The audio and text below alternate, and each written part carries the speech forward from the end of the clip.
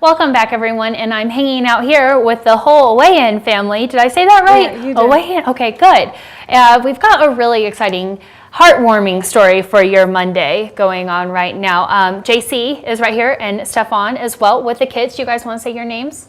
Maxim, Eliana, And Eliana. They're movie stars. This is not their first time on here, as we've been saying. Just absolute naturals. But let's get into telling the folks at home really what's going on. I know JC's got her phone here. She's actually waiting for a very important phone call. So let's go ahead and get started on that. What kind of phone call are you waiting for? So we are waiting sorry, it's gonna make me cry because this is so emotional. We fostered, you would have to have it. We fostered an Asian boy named Jonas when we were in Dominican Republic last year. And we fostered him for almost a year, well, 6 months plus. And the call that we're waiting is we've been fighting tooth and nail to try to get him here on a student visa. Was denied End of last September. month, end of September. And we reapplied. And so that's why she's So you're emotional. just waiting for that phone call? The interview was this morning at 8 o'clock. He's there Okay. right now at the U.S. Embassy at this. Haiti time. Yeah, so 2 hours ahead. He's been there since 6 o'clock this morning, our time. And we're trying to get him here on the student visa. The Peak School, God bless them, has sponsored him for a student visa and given him almost a full ride scholarship. And That's such an amazing opportunity for him and such a great story that he can come into such a loving family. Let's back up a little bit too. These pictures on here are so adorable. So that's Jonas in the middle, and you all met him when you were in the Dominican Republic on vacation. Can you tell us that story? Yeah, I think that's like, and where he's come from, you know, his absolutely. background. We own a restaurant in Breckenridge called Bellevue Bistro, and Okay. we went down to the Dominican last spring to open up another restaurant down in the Caribbean so we could have best of both worlds, skiing and surfing. Yeah, right?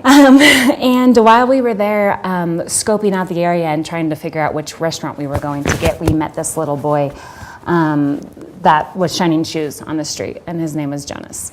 And throughout the course of our month-long vacation, we just kept on meeting up with him, and the kids were playing with him, and he was just such a special kid. And the more we hung out with him, the more we discovered his background. And actually, when he was 12 years old, he walked from Haiti to the Dominican Republic in search of a better life, all by How far himself. is that, too? Just to give people a perspective. It took him 2.5 months to Yeah. walk. It's, Oh, wow. It's very far. We're talking about from one end of Hispaniola. So Haiti and the Dominican Republic share an island called Hispaniola. Mm-hmm. So Haiti's on the left and Dominican Republic is on the right. So it took him 2.5 months. Haiti is a quarter of the island. Dominican Republic is 3/4. Is the other. So, and he walked over there to have more opportunity. Searching, he said there was nothing left to eat and his little brother couldn't go. And so he, when he was 12 years old, all by himself, walked to the Dominican Republic and shined shoes on the streets and money back to his family, well, you know, however he could. And that's how we met him. And it was just such an incredible, gosh, he's just an incredible kid. Like, he smiles all the time. And then you hear about his life story and it's just shocking that he's still smiling. Right? That he's just got that great personality and amazing perspective, it sounds like. And from the pictures too, it shines through. You can tell it melts my heart, absolutely. So you all met him, absolutely fell in love with him, and you're trying to get him here to the United States. Peak One School is giving him a full scholarship to get an amazing start on an Close to it. education. Yeah. And you're just waiting to get his visa denied, or his Approved. Oh, don't say no, I didn't. His visa approved after being denied. No, I didn't jinx it, promise. And I wish your phone would ring right now.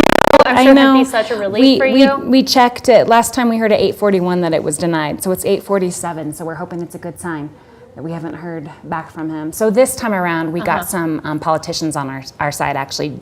Congressman Jared Polis sent a letter of support into the U.S. Embassy, and Senator Bennett as well also sent in email asking for, you know, a fair review of the visa. It's just amazing to me that this process has been that difficult. To get, like, I can't imagine any real reason why they shouldn't just let Jonas come here.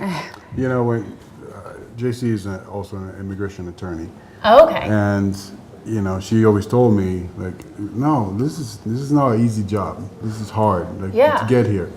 But to just, well, I'm an immigrant, so I know how hard it was for me to get here.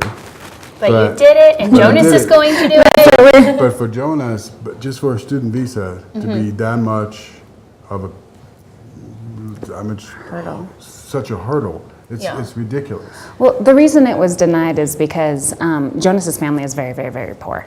And when someone comes into the United States temporarily or seeks a temporary visa, the embassies treat them as an intending immigrant, meaning that even if it's a temporary visa, unless the person can show that they've got ties to their home country, ties are like houses, jobs, cars, voter registration, things like that. Yeah.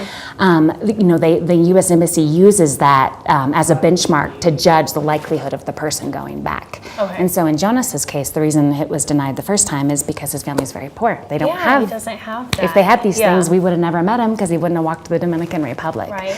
And so that is the hurdle. And the problem is, you know, we can't make his family have those things. And so that's why, you know, we wrote a statement saying we promised he would go back. The Peak School wrote a letter saying, you know, they do their part. And that's why trying to get these politicians on our side to be like, hey, we can't overcome this hurdle necessarily. So trying to be creative in demonstrating that, you know, Right, you're he'll go serious. back when he's done with his education. Yeah. But just having access to an education like this is not only going to improve his life, his whole family Right. is going to Gonna be give elevated. them a whole new opportunity. And I'm sure you have the support of the entire county, you know, everyone We that's do. heard the stories behind you. Because in the end, I think what you learn from this is we're all people.